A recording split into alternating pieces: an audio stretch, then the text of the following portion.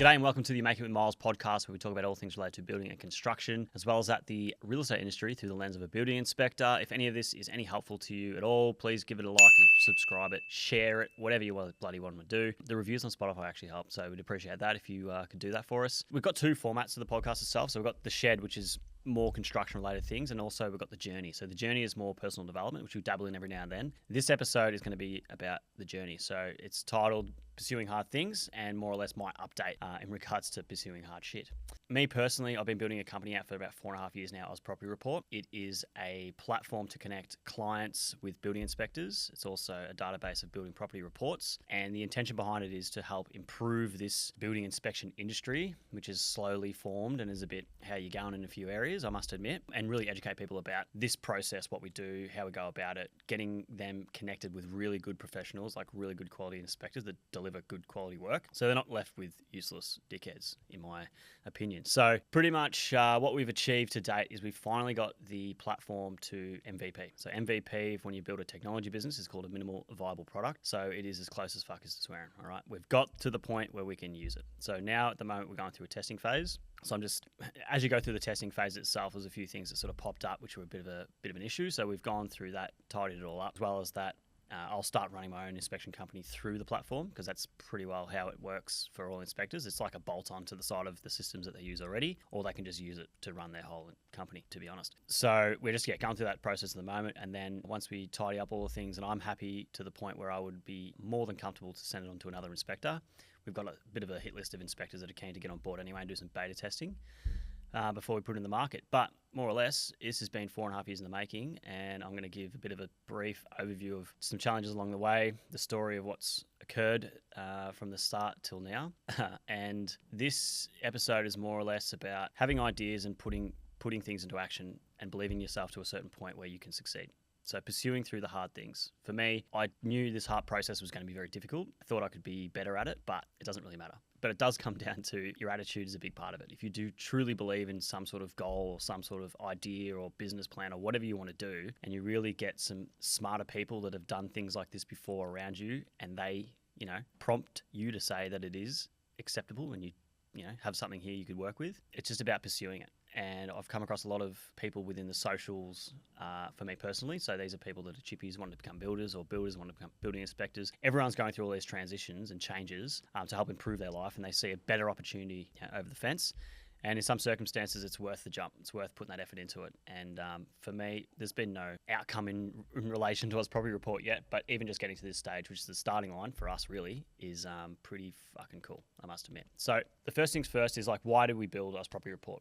Actually, I'll start with the idea itself. So the idea came into my head like most good ideas and dumb ideas do. Usually when I'm sitting in bed thinking about life and realizing I'm pretty fucked and I need to sort something out. And this one was more or less, I wanted to come up with I had two businesses running at the time. So I had my construction company and my inspection company, and was doing good in both. And I knew I could build them both out to be really exceptional companies. But I felt I got to a certain point where, after learning a lot about personal development stuff and reading all the books and listening to all the people, that I sort of expanded my goals, really. I thought to myself, well, I can do these things and it can be for me, which is good, or I can do something else and do it for others, which would be better. And that's who I am as an individual, and that's what I really like to do, is help see issues, solve problems, improve situations, make sure people get looked after with whatever abilities I've got. And that's where, with my social media stuff, it's more or less, I don't know fucking everything about everything, but I know a lot in comparison to the novice person. And that's sort of where I steered my content towards, which more or less was meant to be for the novice person, to help, just give them a bit of information that's educational, make it not boring to a degree, so they can help learn some things that they really need to learn, because I'm finding that a lot of people have no clue about a lot of things that they but ideally they need to know, because you need to look after your house, because it's bloody very expensive when things go wrong. So laid in bed, construction inspections, love the idea, makes good money, could support my family, happy, all good. Want to do something bigger, came up with this idea about building a platform that can help tie all this together. And it's more or less something that I can be proud of in the long run as well, because I've built something that can really make a good difference. And that is my intent behind it. And that's how the intent is moving forward. And it's been moving forward, and any changes and updates that we've done during the development has been for that intent. And it's sellable. That's basically it. I didn't want to build the other two companies up to a point where I get to a certain age and they rely on me, then I can't sell them. So I haven't really built an asset. I've just sort of made money along the way, which isn't a bad thing, but it's something that I thought better off just putting my time and energy into something that can, I can have for a long period of time, and it can even end up being generational wealth where it just sits there and accumulates income for the kids and their kids and all those types of things. So that was basically how it all began. The reason why I did it was more or less in regards to, again, what we were speaking about before, is just a lot of people getting shafted with poor quality building inspectors. Some of the rules and regulations around it they don't really even exist. So there's a lot of people that get these very underqualified individuals who have found this little niche in the market where they can make some really good money and not really be held accountable for what they come across, which pisses me off a fair bit, especially with some poor quality reports that a lot of people get where the recommendations are useless. Like, crack on brickwork, seek engineer. Like, it means fuck all, right? So that was sort of pissing me off a bit. And also just transparency within the industry itself. You have your Section 32s about your house and what you're disclosing about the property itself. Kind of means fuck all. If people have no idea what they're actually meant to be disclosing, if they have done any renovations or if they have done any sort of work on the property itself, or if they are aware of any major issues within the home, they don't know if there are or not. So from a buyer's perspective, I don't look at the Section 32 as a really biblical document, even though contractually it is. And then from a sales perspective, that's an opportunity to sort of play dumb and not expose some of the things that could be of an issue just to sell the house. So I think the transparency part for me is a really big aspect as to why we're doing it. And as well as that, it's becoming more popular. 80% of homes sold buy will undertake a pre-purchase building inspection. If that's the case, it's only going to trend in that direction continuously. It's not going to be less people doing it, because as you see houses get more expensive, people are making more informed decisions, and they're not just willy-nilly going out buying shit and hoping for the best. So they're actually making more informed decisions, because what they're finding and hearing more often, especially on social media with especially other building inspectors, is they're raising a lot of issues with properties themselves and people are getting shafted. And I don't want that for people. I want people to ensure that they make an informed decision, they understand what they're in for, because it's one of the biggest investments of their life. So they need to make sure they get quality inspectors on board. To do that, I'll explain a bit later how Aus Property Report solves that problem. But that's pretty much why we built it. I believe it can genuinely help improve the industry and educate people in regards to the real estate industry with regards to building inspections, so everyone can understand what they're in for. How did it all begin? So the story itself, like what happened along the journey since that idea started, was I had no experience within the technology industry. Fucking naught. Had the idea itself. I went on LinkedIn, found some what you would call successful people within that space. Some were on the building commission. Some are CEOs of big companies. Some are coaches that coach CEOs of international companies. I went out to these individuals just to ask for help. People are willing to help you. If you do have an idea and you want to do some cool shit, find someone that's done something similar or on that sort of path, or is successful in what you've seen before, and just ask for help. I have a lot of people that reach out to me. They see that I'm a builder and they're a chippy and they want to become a builder.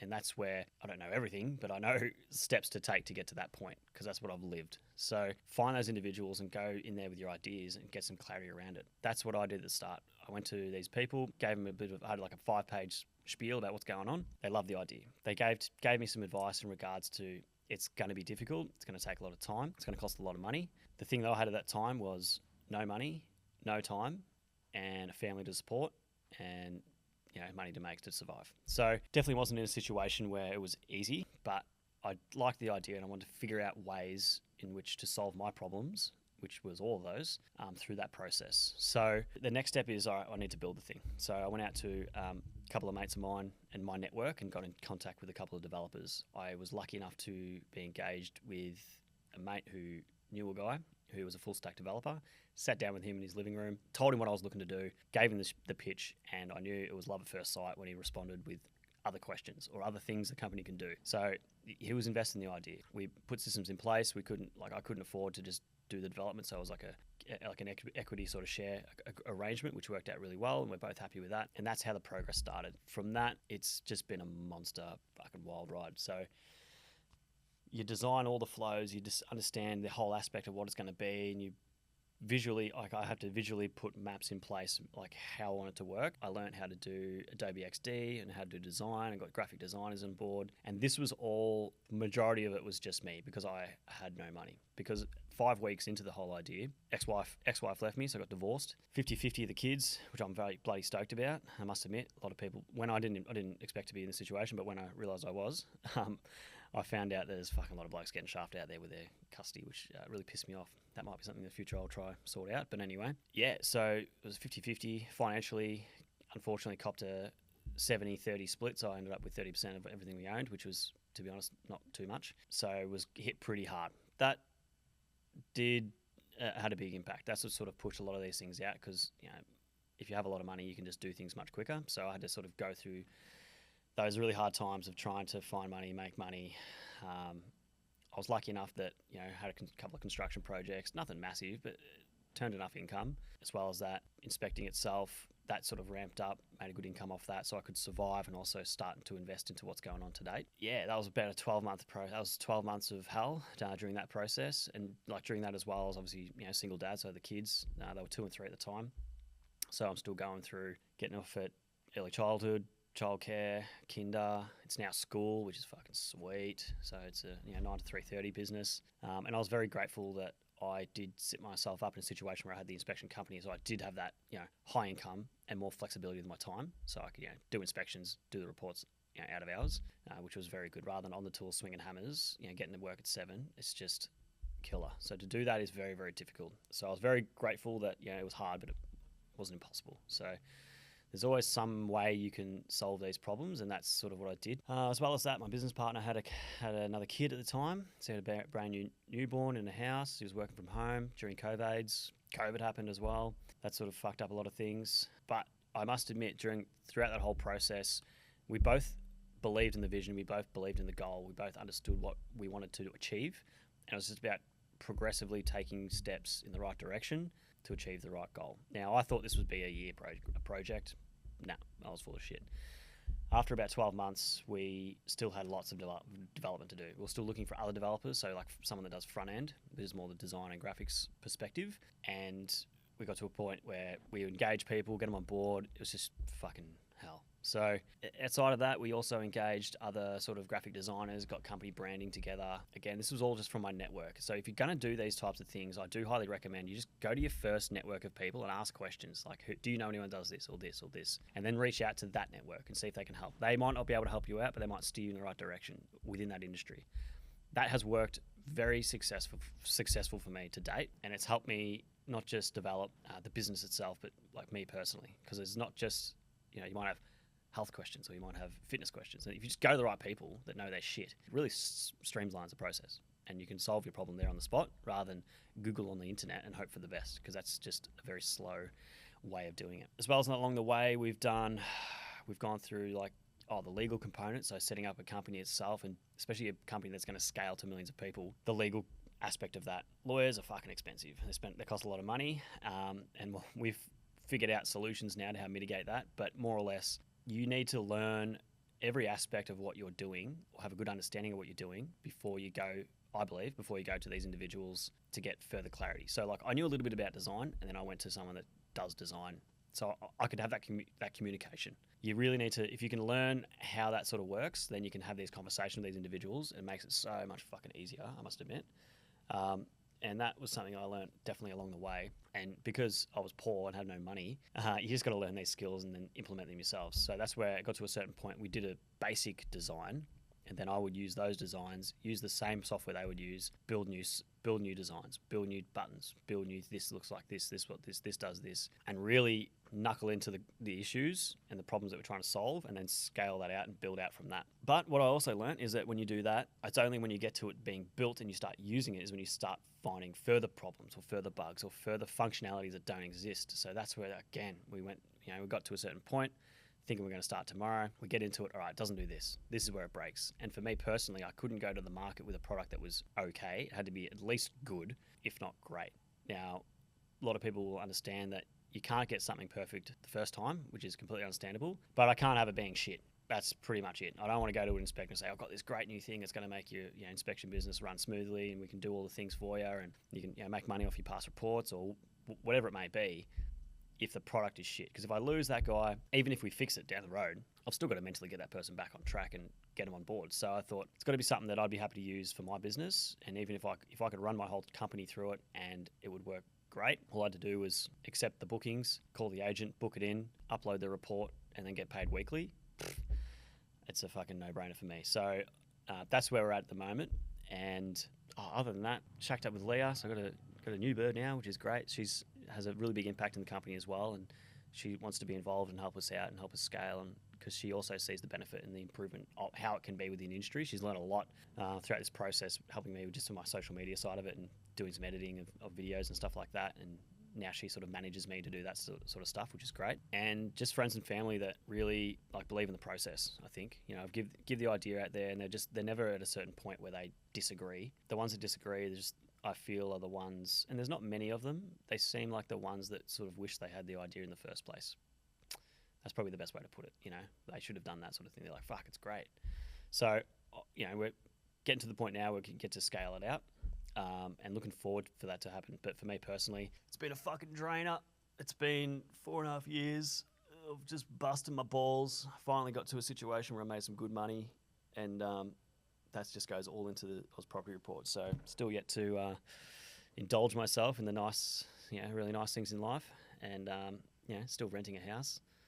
Haven't built my house yet, but you know, along that process, I've still done things that I enjoy, which I think is very, very important.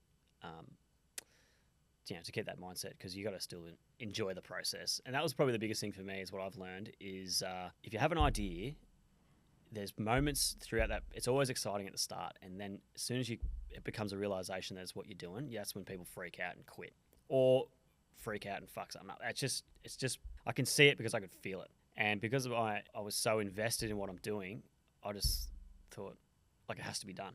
Like, I don't want to get to the end of my life and have any regrets in regards to not implementing an idea that I thought was fantastic because I was a pussy, really. Yes, I've taken a lot of risks. Yes, I've done all those types of things, but I think it's worth it. The lessons I've learned is it's worth taking action to the ideas that you truly believe in, because you never know what's on the other side.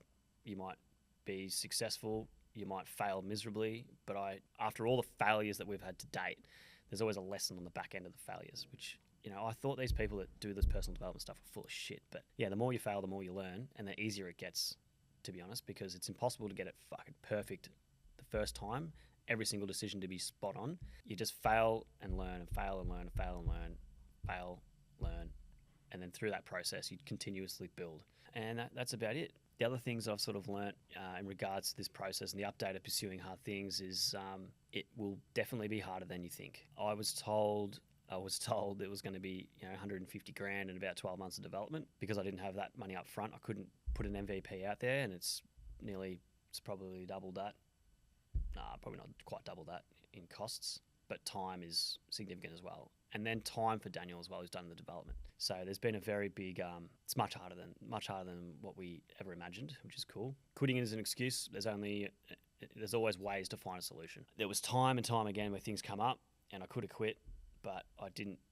I couldn't do that to myself. I can always quit and go back to what I was doing, which isn't a bad thing. Which is fine. I've got no issues against it. It's a really good situation I'm in, to be honest. I'll put myself in. But yeah, fuck it. I just want to do more. It takes longer than you think, definitely. It will cost more than you think, definitely. And you will have problems and issues along the way. So pretty well just expect it. Expect the problems to come up. Think ahead of time. Think about the things that could go wrong and set yourself up to solve those problems as they come, because they will come. You will have disputes. You will have issues here. You will have financial issues, cash flow issues. You might have a job that goes wrong. Like, it doesn't matter what industry you're in. There's always things that do come up. But if you can mitigate that as best as possible and manage it as best as possible, then you'll be good moving forward. This is something I actually sort of harp on all the time in regards to subcontractors and doing work for clients. I've done an episode on this. I'm pretty certain. Have a bit of a scroll. But just advice for subbies or getting more work is setting expectations. Setting expectations for your client. Like, sometimes if you just don't set the expectations, and then that's when you get a bad client, because the client has this expectation you're meant to be doing X, Y, Z, but then you've got this expectation it's going to be X, Y, Z, and there's no communication, and it all turns to shit. They don't want to pay, you don't want to do the work, you allowed for this, they thought they were getting this. It's just shit. So if you can mitigate the problems along the way that you will definitely encounter, and learn from your mistakes, you will be fucking sweet. But that's pretty much it for me. So that's my update in regards to what I've been doing. This is 4.5 years of just one specific topic. I could talk about this for fucking hours, but I'll do that in a few other episodes. I think when we start going live and launching and explaining about the product and how it's meant to help and benefit the industry itself. Pretty much, yeah, we're going to finish internal testing, so I'll run the inspection company through it. What it does, it'll be a booking as a booking portal, so clients can just book directly through the platform itself. with that specific inspector, and that's the way in which I'm using it at the moment. So I'll send them straight to my profile. They will request a booking, go through the motions, puts all the details in, everything that you possibly need for the building inspection itself. It signs the inspector agreement. It's all compliant. We've done legal audits. We've done 2 legal audits to make sure everything's all hunky-dory. So there's no complaints or issues moving forward. As well as that, we also have the capacity for inspectors to do we call them seller certified inspections, which is simply just a pre-sale inspection. So something for a vendor. We can make that available online in our marketplace. There's a couple of other companies out there that I've seen doing this. To be honest, never knew it existed. I thought of the idea while I was building it out, and then when I was searching these types of inspections, then all of a sudden these companies arrived. So I'm glad that happens, because it means the idea works, which is cool. So inspectors can do that. As well as that, we also have a database of property reports. So we onboard inspectors in their past building reports, and we make those available to potential purchasers that are redacted documentation, which is just historical data itself, which is very beneficial. From the inspector's point of view, it's their booking portal, booking dashboard, so they can manage their bookings through it. They can see what's going on, what's next, who's next, schedule them all in, get all the details they need. All the payments are done through the platform, so they just get paid weekly. So it's really easy for them. They don't actually have to do too much except create an account, and then leads will come. That's it. So from the marketing perspective, that's our role. Our role is to get clients to these inspectors, and that's why we want to get good quality inspectors on the platform to help really lift up this industry, and we rank them accordingly like that. So if you have good communication skills with your client, you have a good quality report, that is our ranking system. Very basic, because that's what we find is best for buyers and sellers, the ones that can articulate and communicate the issues that are present with a quality report to back it up. Fucking thumbs up for me. Don't care about the price. You might be $800, you might be $400. If you're $400, well, you're probably undercharging yourself. But either way, it's completely up to you. We just want them exposed, and also locality. So we want local people to do local areas. They have those relationships. They understand the areas, the specific buildings, the types of construction. It does make a big difference. Like for me to go to a seaside area, I'm not as experienced than Maston Ranges up in the hills. So I think that's also beneficial. And, you just want local work sort of thing. So that's sort of the way in which we manage it. But in about 2 months, we'll be ready to rock and roll to get inspectors on the platform, and we'll get them to beta test it. So we've got a small group, about 5 or 6 inspectors already Australia-wide that are keen to get on board. If you are someone that is interested in beta testing the product itself, this pretty much is hit me up and just DM me or find my contact details on my LinkedIn and stuff like that. The way in which it's going to work is we have a beta testing website where you can run your bookings through, and you can give us some feedback. All right, this is shit, this is broken, what the fuck's this for, whatever it may be. We're just going to go through that with the inspectors until it gets to a point where it's good and it's doing what it's got to do. They can run their own systems over here, or they can run Aus Property Report and just bolt it onto the side, or they might just want to run their whole company through it. Depends on what they want to do. But pretty much once that beta testing phase is over, then nothing really changes. You'll already be on the directory. You'll most likely be ranked highest because you'll have some reviews there, which is great. So you're just pretty well one step ahead of us scaling out to every inspector Australia-wide. And that's about it. So that's what we're up to next. Very excited for it. Can't wait to really knuckle down and get into it and really put some effort into this as well. As well as that, we're going to be putting some effort into the content side of it. Again, time and money, it always comes back to, but we solve the problems as best we can, and we do the best we can with what we got. And at the moment, after all these years of slowly sort of putting the time and effort into it and learning lots of things, we will just continue that process and just not quit. And ideally, we get better and better. There'll be times we drop off and turn to shit, which is cool. We'll learn and keep pushing in the right direction. But that's the update. So what I want to end on here is that if you do have these ideas, if you do have something that you really want to push for or go for or try achieve or learn more about, just fucking do it. You don't want to get to the end of your life and realize you've had all these regrets and mistakes and things that you wished you'd done that you never did. Because on the back end of those ideas can be some very amazing things that can occur. Could even be having kids young. It could be getting married. It could be getting divorced. It could be starting a business. It could be changing careers completely. Whatever it is, there is a bit of a framework to it. Just reach out to the individuals that have done it before and get their advice. That really helps clarify if you should pursue something that you really think is something you want to do, or you might just be in a situation where you're in a hard spot and you're just trying to find a quick fix to completely change your life. The get-rich-quick schemes I've seen is all bullshit. It doesn't fucking exist. Building a technology company doesn't happen overnight. Scaling it might happen overnight, but the building process takes time. So that's what I've learned in my life so far. Hope that was my update. Hope you found some insights into sort of what I'm doing personally. And I'll be doing a few more of these anyway, because I've had a few trades really reach out, and a few inspectors want some advice. Well, not even inspectors, people that want to become building inspectors, and trades that want to sort of change their industry a little bit and just upskill themselves and help build their businesses personally. So I'll do a few more podcasts on that sort of stuff as well for the trade guys, and then do some novice individual things as well, and then we should be cracking on and continuing. So outside of that, have a ripper afternoon, day, morning, whatever bloody time it is, and I will see you on the next one. Hooroo. Let's work.